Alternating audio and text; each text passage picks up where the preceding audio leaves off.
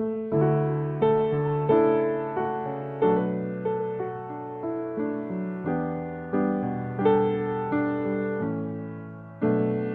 hermanos y hermanas de nuestra comunidad parroquial, un saludo de paz y bien. Hoy en el Domingo del Señor, Jesús nos invita a reflexionar en el pasaje del Evangelio según San Juan, en el capítulo 21, versículo del 1 al 19. En este relato, Jesús resucitado se manifiesta a sus discípulos junto al lago de Tiberíades. Es un encuentro lleno de ternura, perdón y misión, donde Pedro vuelve a encontrarse con su maestro y recibe el encargo de pastorear a su rebaño. Para dar inicio a esta reflexión tenemos el honor de presentar a Fray Jair del Cristo Contreras, hermano de los franciscanos menores conventuales. Fray, bienvenido. Gracias, Miguel. Paz y bien para todos. Que el Señor les bendiga. Fray, en este pasaje comienza con los discípulos regresando a lo cotidiano, que es a la pesca. Sin embargo, no logran nada hasta que Jesús desde la orilla les indica dónde echar la red. Fray, ¿qué nos dice este episodio sobre la necesidad de confiar en la palabra del Señor, incluso en lo mismo cotidiano? Sí, es muy bonito el pasaje del día de hoy porque Jesús se manifiesta a sus discípulos, es decir, se hace presente y permite que los discípulos le reconozcan. El retorno de los discípulos a las actividades que según la tradición realizaban antes del llamado de Jesús es una invitación ante todo o más bien una manifestación también de cómo sus discípulos vuelven a lo cotidiano, ¿no? Y lo que tú dices es importante porque en lo cotidiano Jesús se manifiesta a los discípulos en lo que es común para ellos, se hace presente y les comunica una palabra. La importancia de reconocer a Jesús en lo cotidiano cobra mayor sentido, sobre todo cuando sabemos que Jesús, el Señor resucitado, continuamente viene a nuestro encuentro. Por lo tanto, es importante que nosotros como cristianos también aprendamos a reconocerle a Él en los múltiples signos que Él nos manifiesta su presencia en el día a día de nuestra vida y ante todo que aprendamos no solo a reconocerle sino a acoger en nuestra vida su voluntad. Cuando reconocen a Jesús, Pedro no puede esperar y se lanza al agua para ir a su encuentro. Fray, ¿qué nos dice y qué nos enseña esta reacción impulsiva de Pedro sobre el amor sincero hacia el Señor? ¿Y cómo podemos vivir hoy ese mismo entusiasmo por Jesús? Bueno, Miguel, en realidad, más que lanzarse al agua para ir al encuentro del amor impulsivo, es por su condición. El texto nos dice que estaba desnudo, básicamente con lo que hoy nosotros podríamos decir la ropa interior, ¿no?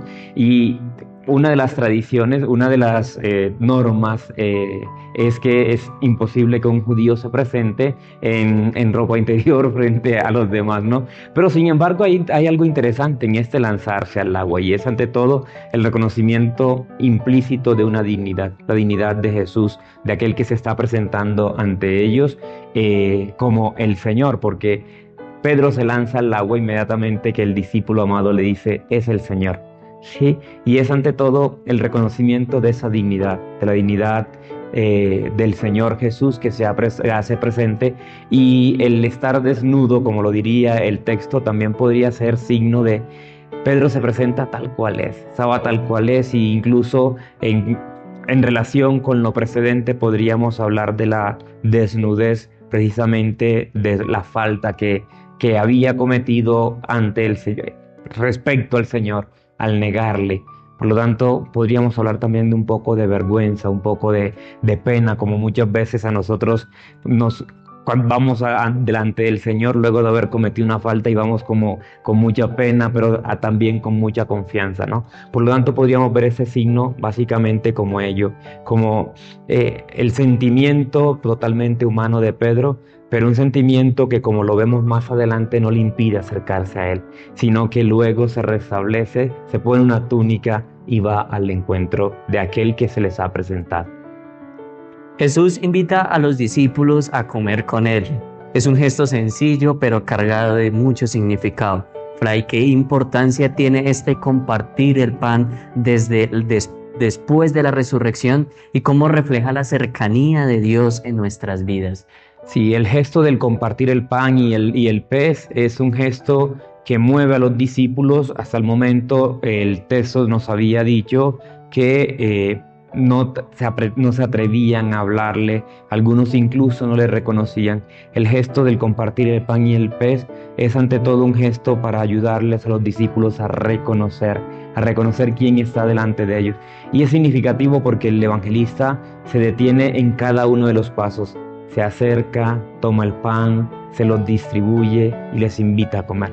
Sí, es ante todo para reconocer también en nuestra vida, o la invitación a que reconozcamos en nuestra vida una vez más esa cercanía de Dios que continuamente nos ofrece gestos de amor, de cercanía, pero ante todo gestos de misericordia, y que nos invita a compartir la mesa con Él, es decir, a entrar en plena comunión con Él y con nuestros hermanos.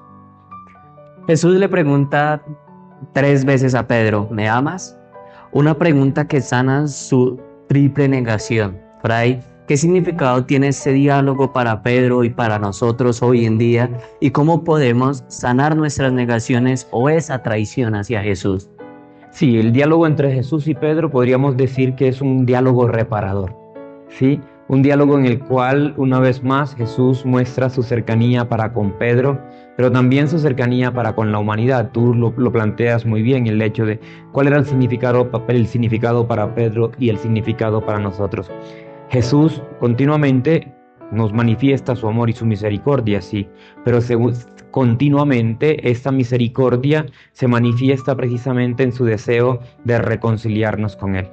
Hay un dato interesante en esa triple pregunta. Las 2 primeras preguntas, el verbo que utiliza el Señor es me amas, ¿sí?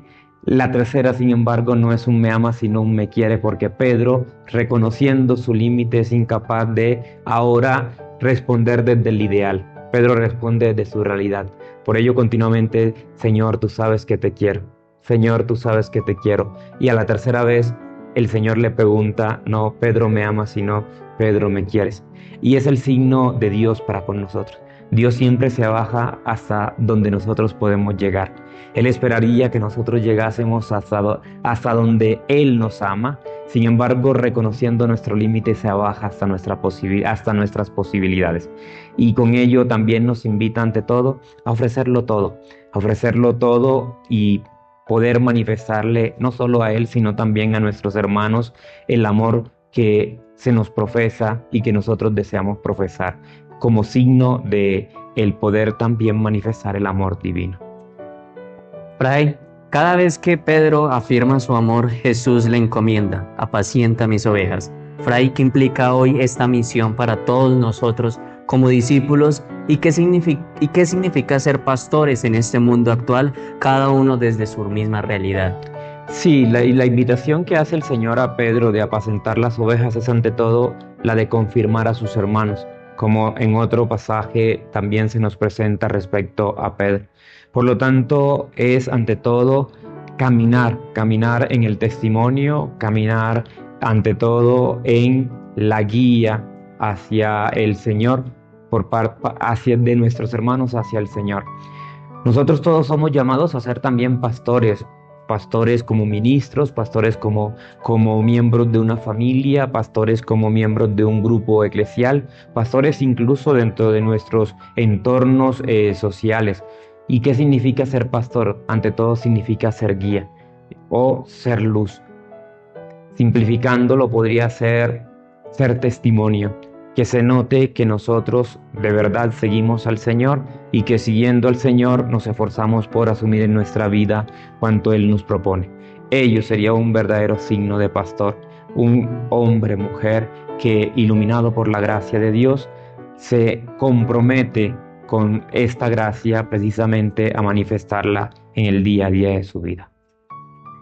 Ya para concluir, Fray, lo que es en esta reflexión, ¿qué pasos nos recomienda dar en nuestra vida diaria para acoger el amor de Jesús, crecer en confianza y asumir con alegría esa misión que Él mismo nos encomienda? Un paso fundamental es el permitirnos ser reconciliados con Dios. Nosotros en los evangelios tenemos 2 ejemplos Dos ejemplos de traición, si queremos individuar a los personajes: Judas y Pedro. Judas se imposibilitó a sí mismo el ser objeto de misericordia. Por ello, no aceptando la falla que asumió, por ello tiene el final que tiene. Sin embargo, Pedro es capaz de reconocer el propio límite, como lo vemos en el día de hoy. Se lanza al agua, luego no responde del ideal, sino que responde de la propia realidad. Por lo tanto, lo primero es abrirnos a la posibilidad del perdón que nos ofrece el Señor, a no permitir que nuestro límite o nuestra fragilidad nos imposibilite acercarnos a Él, sino que aun cuando estemos desnudos, busquemos también las herramientas para acercarnos a Él, y acercándonos a Él, poder compartir con Él la mesa, poder compartir con Él la vida, y ante todo, permitirle al Señor hacer de nosotros instrumentos para la manifestación de su reino en medio de nuestros hermanos. Gracias, Fray, por compartir lo que son estas enseñanzas tan profundas, y gracias a ustedes, todos ustedes, hermanos, por acompañarnos en esta reflexión.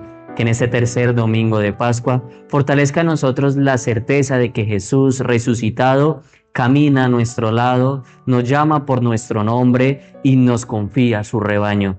No olviden de compartir, de suscribirse, activar la campanita para seguir evangelizando juntos. Fray, regálenos lo que son esa palabra o las palabras para tener en este tercer domingo de Pascua. Gracias. Recordar, queridos hermanos, el amor de Dios. Dios nos ama, Dios se nos manifiesta continuamente, Dios nos invita a compartir con Él la mesa, y ante todo nos invita a alimentarnos de su palabra, de su presencia, para que también nosotros podamos salir al mundo a manifestarle desde nuestra vida particular, desde nuestra condición dentro de la iglesia, y ante todo reconociendo también nuestras particularidades como personas. Por lo tanto, permitámonos experimentar este amor de Dios, y experimentando el amor de Dios manifestémoslo también a nuestros hermanos.